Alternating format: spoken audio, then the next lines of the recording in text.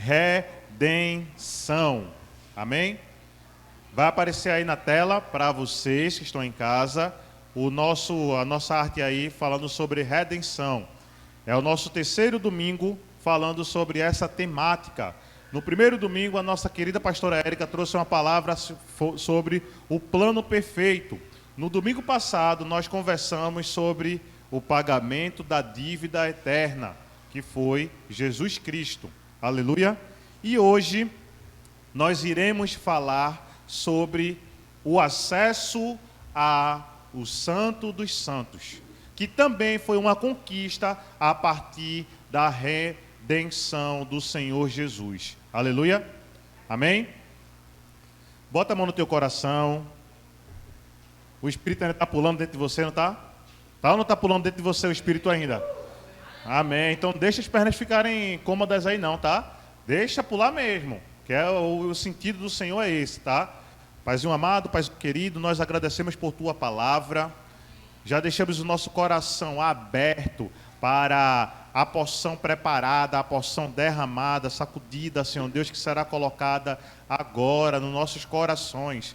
Nós queremos declarar que o nosso coração estará como o quarto terreno da parábola do semeador, aquela que vai sim absorver a semente e dará frutos de 100, de 60 e de 30 por um, Paizinho amado. No nome precioso e poderoso de Jesus, nossa mente está conectada com o Senhor, todos os nossos pensamentos com o Senhor, nada vai impedir que a porção que o Senhor preparou para esta tarde seja roubada, no nome de Jesus. Já damos ordem também a toda falta de entendimento, a toda perturbação de mente, que vai embora para o lugar onde Jesus determinar, e agora o Espírito Santo tome conta de todo o nosso ser, para receber e fazer com que nós compreendamos toda a direção do Senhor. Amém?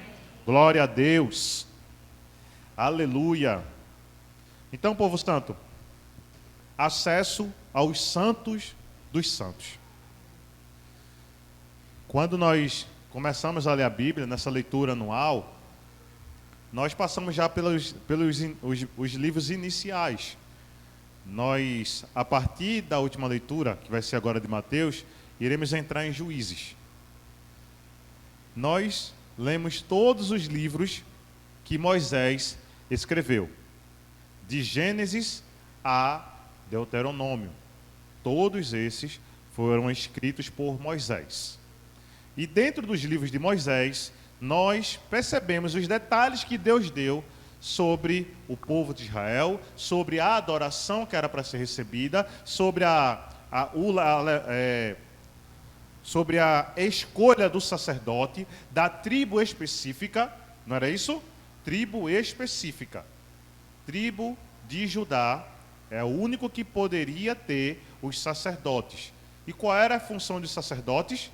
Levar a oferta à presença de Deus e ser queimado, tanto em incenso suave, tanto os animais que eram oferecidos, os cereais, a oferta de paz, todos esses daí eram feitos pelos sacerdotes. Amém? Só que quando o Senhor Ele deu a instrução de ser construída a tenda, o Senhor deixou algumas ordens. Olha, nesse lugar aqui é chamado os santos, ou o lugar santo. Após esse lugar santo, existia um véu, existia uma cortina que guardava a presença do Senhor. Amém? Ela guardava a presença do Senhor. E só quem tinha acesso a esse local era o sacerdote. Esse lugar era chamado Lugar Santíssimo ou Santo dos Santos. Não tínhamos programado, mas quem já pisou no Santo dos Santos em outro lugar não sabe, não pode, não consegue viver. Aleluia. Então, o Senhor deixou essas instruções para aquele povo antes da vinda do Senhor Jesus. quando o Senhor Jesus nasceu, tudo começa a se modificar. Jesus veio para anular a antiga aliança? Não, ele veio para reafirmar a aliança, ele veio para dar um significado novo à aliança, ele veio para afirmar nele tudo que estava escrito no Antigo Testamento. E tudo foi atestado por Jesus, confirmado, sabe a digital? A digital nossa, quando a gente coloca e imprime na identidade, a digital de Jesus foi o sangue dele derramado na cruz para dizer que tudo que estava escrito no Antigo Testamento foi confirmado por ele na cruz, na redenção. E aí eu gostaria que nós pudéssemos abrir a nossa Bíblia em Hebreus 10.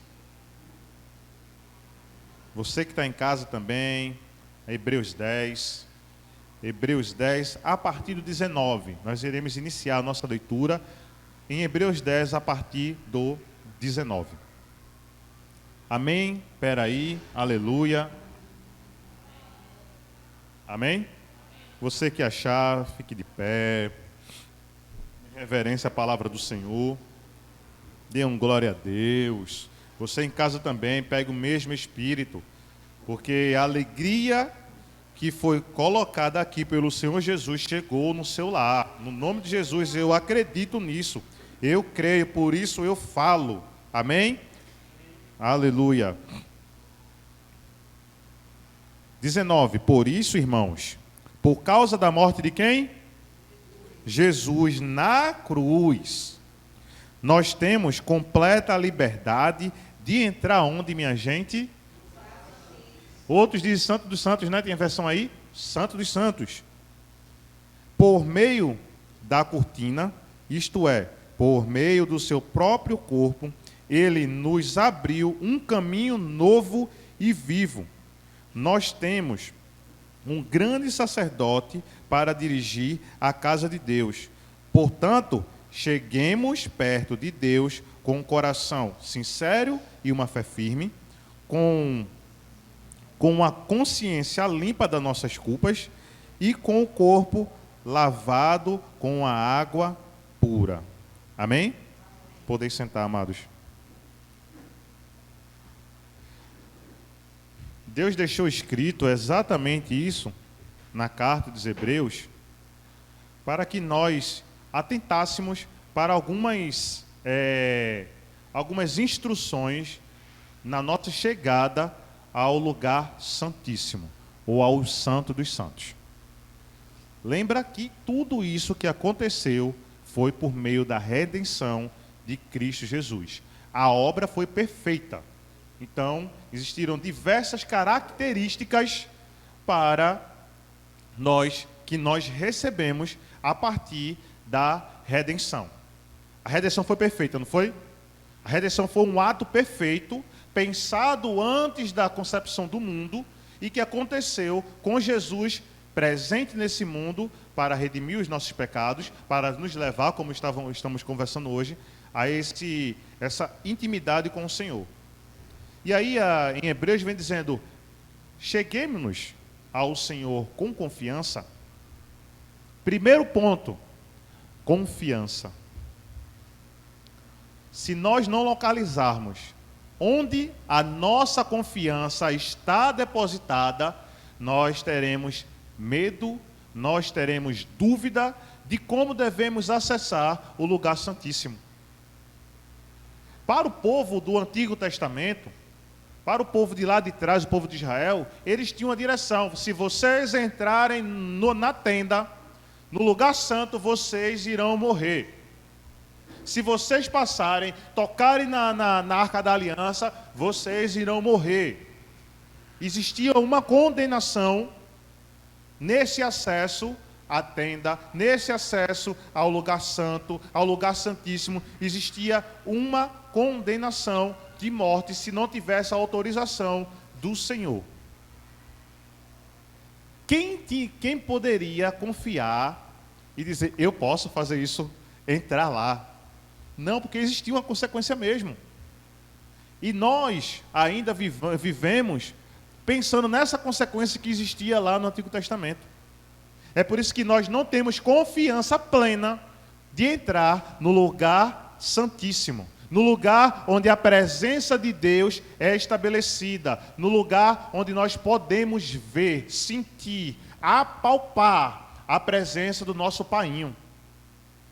Por quê? Falta de confiança. E nós estávamos conversando hoje no MIT, os salmos que nós lemos nesse período da nossa leitura bíblica, do 59 até o 64, falou exatamente de confiança no Senhor. Quando você tem confiança que Ele protege você, que quando você tem confiança que Ele dá uma estrutura totalmente protegida para que você viva, quando Ele oferece algumas instruções, dizendo, olha, eu te guardo, tu fica à minha sombra, que nada vai chegar a você, e ainda assim, nós ainda não confiamos plenamente no Senhor. E sabe por quê nós não confiamos plenamente no Senhor? Porque a direção de Deus é contrária à nossa. A direção de Deus é contrária a tudo que nós colocamos como firmeza. O ser humano, ele é controlador por natureza. Por ele ser controlador por natureza, ele não consegue confiar em ninguém. E se ele não consegue confiar em ninguém, automaticamente, em nosso Senhor Jesus, não existirá plena confiança. Porque nessa leitura de Hebreus, nós vimos que é por meio da fé firme. Não só basta a fé, é uma fé sem abalo. E a fé sem abalo, a fé firme, é aquela que eu tenho certeza que o meu Pai está no lugar santíssimo e que eu posso entrar sem pensar nada que queira colocar dúvida no meu coração. E eu consigo acessar. Eu preciso ter uma fé firme. E a fé é a certeza daquilo que não existe. Como é que eu posso acreditar em Deus, se Deus é Espírito, se eu não tenho fé? Não há como. São informações cruzadas e contrárias. Eu só acredito em Deus por meio da fé. Deixa eu perguntar, você já viu Jesus? Você conseguiu ver Jesus vivo? Não? Não, né? Foi há quantos anos atrás? 1900 e alguns anos atrás, que Jesus estava vivo, fisicamente, aqui em terra. E mesmo assim, alguns ainda não acreditaram em Jesus. Eu entrei numa crise tremenda para poder montar essa mensagem. Até os próprios discípulos, eles não acreditaram que Jesus era Jesus e que ele iria ressuscitar. Ou seja, os próprios discípulos não acreditaram na redenção completa do Senhor Jesus. Tudo que foi falado, eles não conseguiam compreender, eles não acreditavam. E houveram 3 mulheres, e uma específica chamada Maria Madalena, em que ela ia ao sepulcro do Senhor Jesus. Ela confiava plenamente em Deus, ela confiava plenamente em Jesus, e era por isso que ela tinha tamanha ousadia. Ela foi a primeira pessoa a quem Jesus se mostrou depois da ressurreição. Sabe por quê? Porque o coração de Maria tinha uma fé firme. Ela tinha um coração que tinha uma fé que era inabalável. Como é que está o nosso coração hoje? A nossa circunstância está chovendo e eu não consigo. Minha fé não é abalada pelas circunstâncias. Enquanto você não entender que a minha fé não é abalada pelas circunstâncias que eu vivo, eu vou continuar a viver uma vida, palavra de entendimento, medíocre, mediana. E Deus não nos chamou para viver uma vida mediana, uma vida medíocre. Não, foi acima disso. Uma vida em abundância não é uma vida mais ou menos. É uma vida na totalidade. E a totalidade é só quando nós confiamos no Senhor e temos uma fé inabalável. E aí a redenção, ela trouxe isso para a gente. Ela começou com o Senhor Jesus, ela trouxe com o Senhor Jesus, e ela se concretizou nele. O segundo ponto que vem dizendo é que precisamos ter a consciência limpa das nossas culpas. Você já pensou em colocar água sanitária na sua mente para ver se ela fica branca como a neve? Nunca pensou, não? Segundo minha esposa, a água sanitária é bom para tudo. A esposa diz, eu quero água sanitária. E vai, não sei o que lá, água sanitária. Pandemia agora, qual era a solução? A água diluída, a água sanitária diluída na água, para poder matar um vírus, que morre também com sabão. E quando nós colocamos água sanitária numa blusa como essa, preta, de cor, dependendo do tecido, ela vai manchar, né? Vai ficar descolorida. Mas ela fica branca? Excesso de água sanitária deixa o tecido amarelado. Não é verdade? E como é que nós fazemos para poder manter a nossa consciência limpa? Porque pense numa luta. Pense numa complicação, é manter os nossos pensamentos todos os dias ligados ao Senhor. Não há outra explicação a não ser o que diz Romanos 12:2. A não ser também que você possa entender o que diz: meus pensamentos precisam estar conectados com o Senhor. Eu preciso cada dia mais viver os pensamentos que o Senhor nos apresenta. E eu só vou conseguir fazer isso quando eu renovar a minha mente. É incrível que quando nós somos abalados no nosso sistema emocional, para poder se tornar uma ferida no nosso coração, o nosso pensamento fica construindo possibilidades daquilo que foi colocado como uma ofensa para a gente. A gente constrói várias possibilidades. Não, mas aquele cara, ele falou isso, ele não presta não.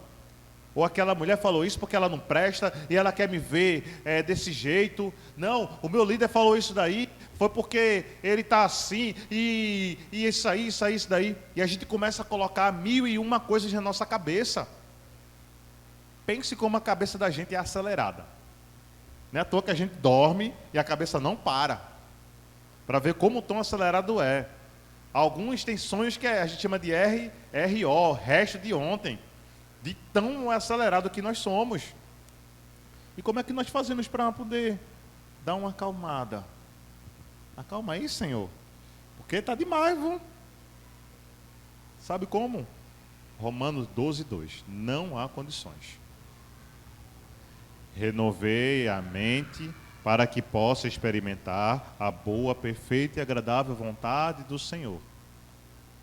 Transformai-vos pela renovação da vossa mente, para não se aqueitei-vos ao padrão desse mundo, mas renovai-vos a mente para... Tem todos esses parâmetros dentro de Romanos 12:2. Se eu começo a me acomodar com todas as situações desse mundo, a minha mente eu não vou ter uma consciência limpa de culpas. Porque eu tenho certeza que quando nós fazemos alguma coisa de errado, a gente fica se autoculpando. Fica se autocondenando, até depois de um tempo, nós fazemos, por que eu estou me condenando? Por que eu estou me autoculpando? O que eu fiz de errado? E eu pensando agora no carro vindo, eu faço, a gente fica pensando bestão minha gente. A gente é bestão demais. Fica pensando na morte da bezerra, que foi a gente que cometeu a morte da bezerra. Enquanto nosso pensamento era para estar em outro lugar, mais à frente. E quando nós começamos a não ter a consciência limpa, nós ficamos presos nessa realidade e não avançamos para o outro nível. O Senhor não consegue trazer a revelação natural do sobrenatural dele, para poder entendermos. E a nossa consciência fica cauterizada. E aí é mais um ponto que não nos deixa entrar no lugar santíssimo para a adoração. E nessa consciência limpa que é apresentado em Hebreus, nós vamos ligar com o coração sincero. Sabe o que é que prende muita gente a não acessar o que Deus colocou? Religiosidade. A redenção, ela veio para contrapor a religiosidade. O que os fariseus não podiam fazer, o que os fariseus não diziam, e eles acreditavam que era o certo, e era o certo para eles, mas eles não conseguiram renovar a mente para poder identificar o Senhor Jesus na redenção. Consequentemente, eles não conseguiram receber a porção que o Senhor preparou para a vida deles. Por quê? Porque a mente e o coração não estavam mais sinceros. Religiosidade entrou. Quer ver? Muita gente se assusta. O Espírito Santo está se movendo, se movimentando. E começa um sobrenatural aqui na sua casa. E todo mundo é batizado no Espírito Santo. E normalmente, pessoal, chega a evidência que o batismo no Espírito Santo é só falar em línguas. E não é isso. O poder, revestimento do poder do Espírito Santo não é caracterizado somente pelo falar em línguas. E aí tem gente que sapateia, tem gente que fica pulando, tem gente que gira. Tem, mas a nossa consciência cauterizada, a nossa mentalidade cauterizada vai dizer: isso é do inferno, isso não é de Deus não, o que está acontecendo ali é coisa que não dá não. E eu vou compartilhar para vocês um sonho que eu tive. Eu já estou olhando aqui para a Lu, porque a gente conversou sobre isso. Estava na frente, eu só fazia assim. Todas as cadeiras. Aí fica na mente, isso mesmo acontece, não acontece, isso acontece, não acontece, isso acontece ou não acontece? Será que acontece, não acontece? A nossa mente começou a entender que o poder de Deus não se aplica daquele jeito. O nosso coração, que era sincero, começou a nos acusar de que aquilo daria mentira. E aí o poder de Deus fica retido. A gente não consegue acessar esse poder de Deus que é preparado no lugar santíssimo. Deus se movimenta da multiforme dele.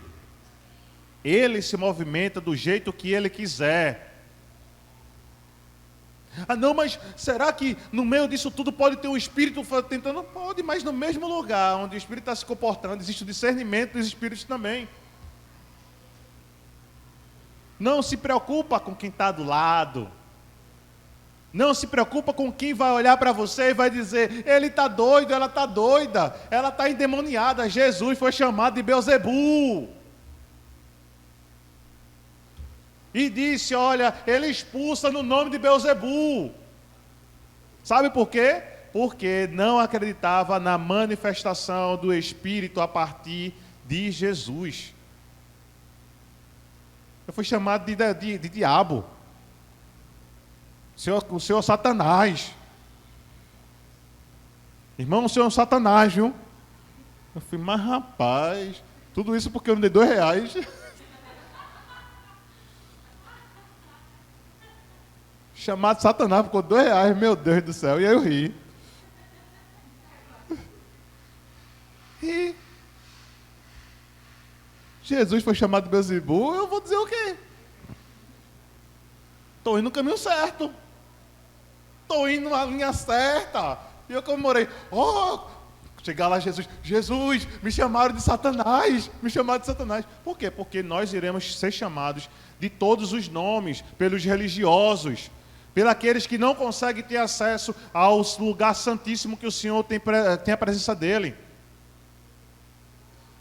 E aí, passando, vem dizendo, corpo lavado com água pura. Jesus do céu.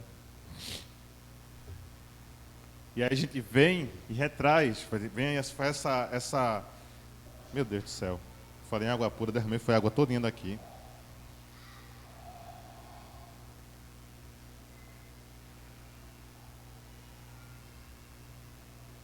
De onde vem a única água pura? E aí? De onde vem a única água pura?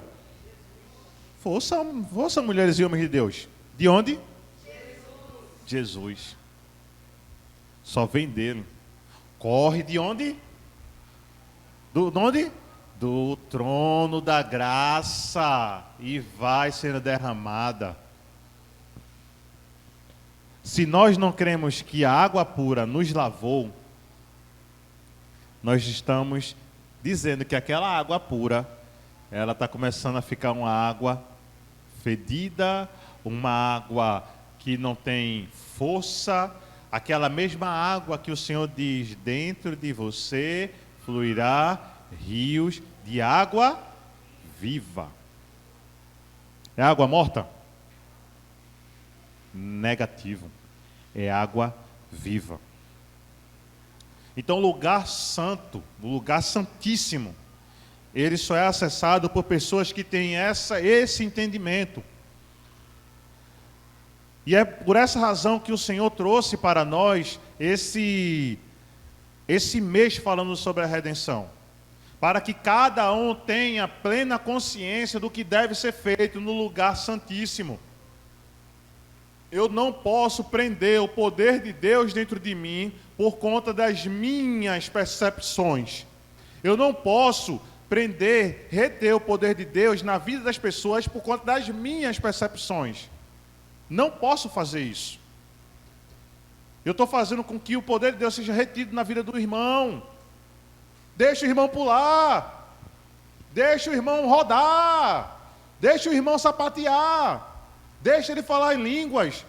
Deixa ele interpretar. Deixa ele. Não tem a ver com você, não. Tudo que ele está fazendo é para o Senhor. Sabe o que é que nós devemos fazer? Nos aquietar no nosso canto e dizer, Senhor, eu quero. Senhor, eu quero.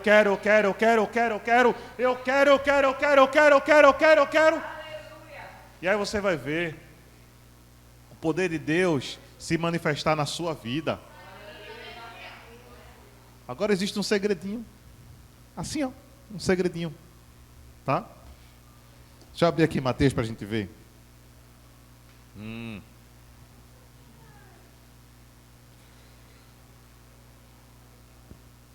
Mateus 27 vem dizendo assim, ó, morte de Jesus. Mateus 27, a partir do 45.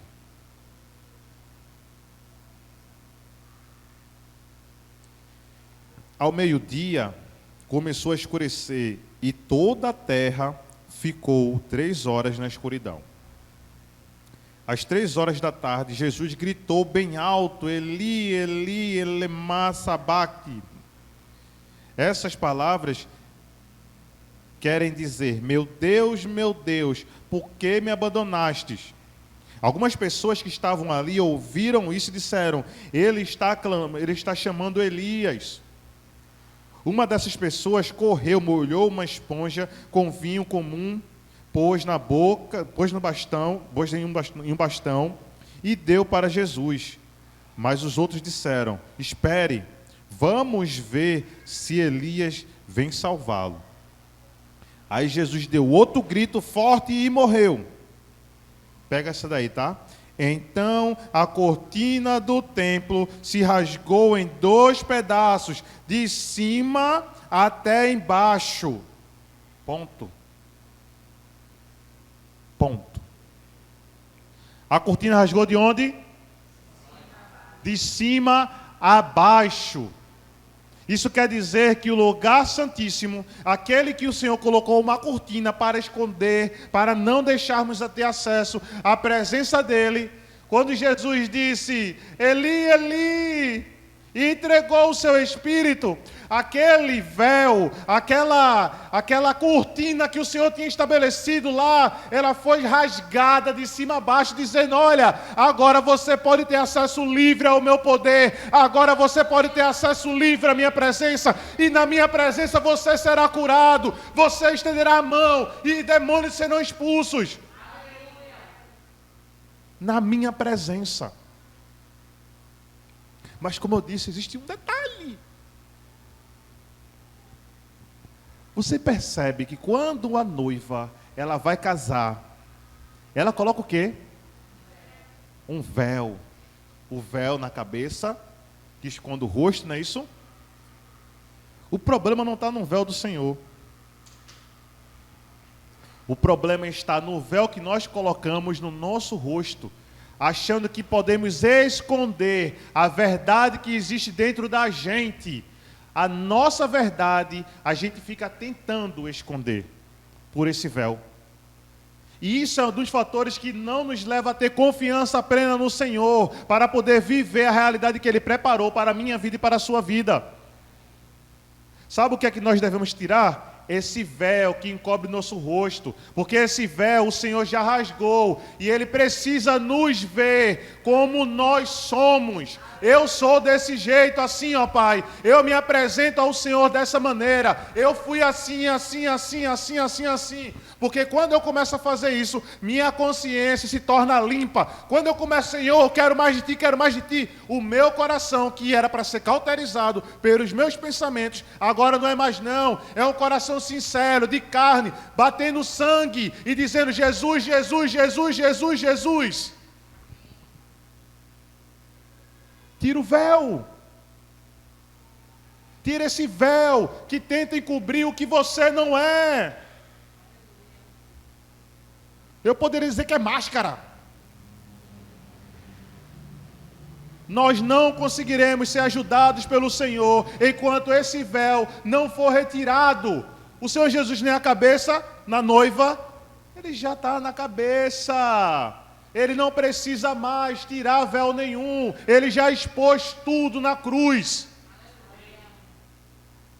E nós costumamos a esconder cada dia mais dele.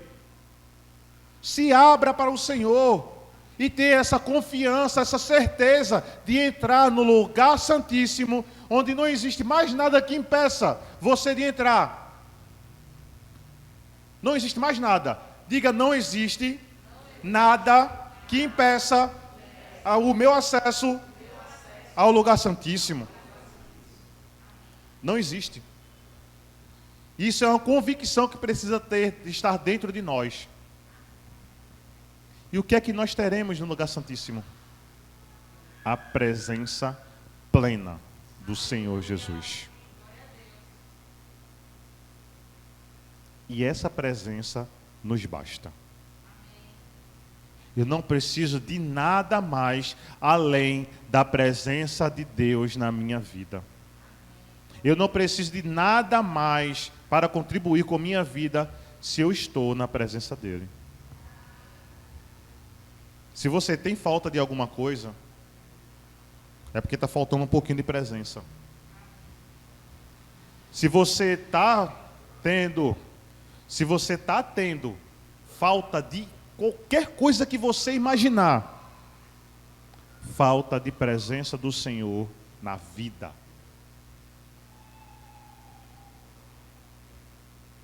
Então, povo de Deus, peguem essa revelação. A redenção nos trouxe o livre acesso à presença do Senhor. A redenção liberou o lugar que era proibido para acesso ao ser humano natural. O Senhor, a partir daquele véu, Ele nos tornou sacerdotes, para que pudéssemos entrar com confiança e levar a nossa oferta Qual é a oferta que você tem hoje para o Senhor? Qual é a oferta que você tem hoje para o Senhor? Nós iremos louvar. E eu quero saber de você. Você vai entrar no trono, no lugar santo.